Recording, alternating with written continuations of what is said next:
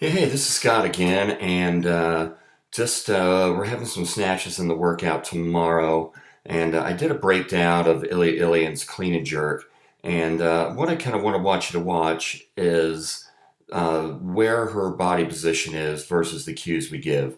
So what we feel in our body and what your coach may be asking you to do is often a different thing. So what I'm going to do here is go over the common cues that you hear in weightlifting and put it to Lydia here. This is Lydia Valentin from Spain, and she's Olympic champion.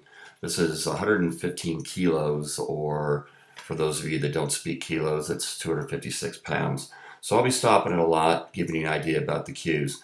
But before we go, if you can see the setup, her shoulders are, her back is flat, shoulders are over the bar, and the knees are forward of the bar in this position. So when you first watch, we always like to say, watch the hips and the shoulders rise at the same space. And also when we say get the tension out of the bar, notice how tight she is before she actually lifts the bar. So here we go. So shoulders and the hips raised at the same space. Now watch the knees are, the bar's traveling straight up, the knees are traveling back, and I'm going to stop right there. So that'll be the end of the first pull. So what you can see is her weight's towards her heels, her hips are way back, and her shoulders are still in front of the bar, and the arms are straight. You may think she may have a little bend in her arms, but that's a Olympic champion in weightlifting and a pretty world-class gun show.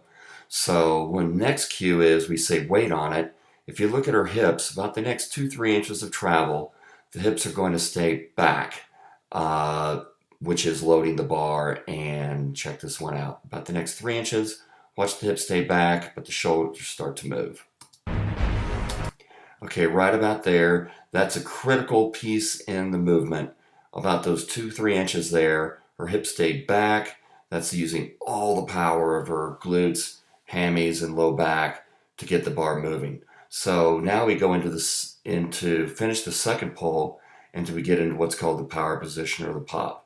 So you see her heels are still flat and her arms are still straight. And there's the power position. Again, her arms are still straight. Like I said, a lot of muscle. So notice the knees are still bent. And what she's going to do now, heels are still flat, and she'll drive straight up. And I'll stop the frame again at what we call triple extension. Triple extension is the knees, hips, and the shrug. So here's how high she's pulled the bar.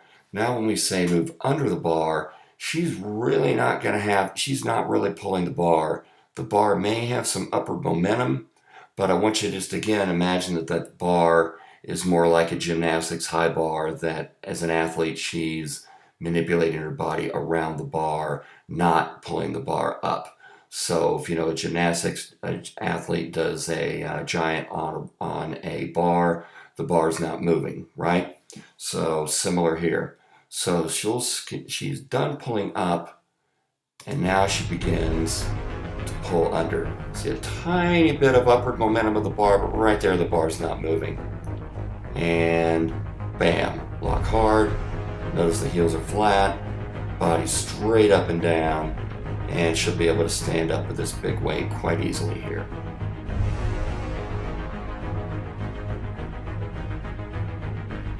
She comes a little bit forward, but my goodness, that's really hitting.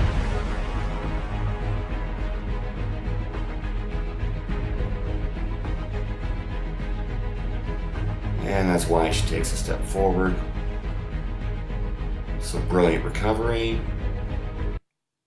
And that's that.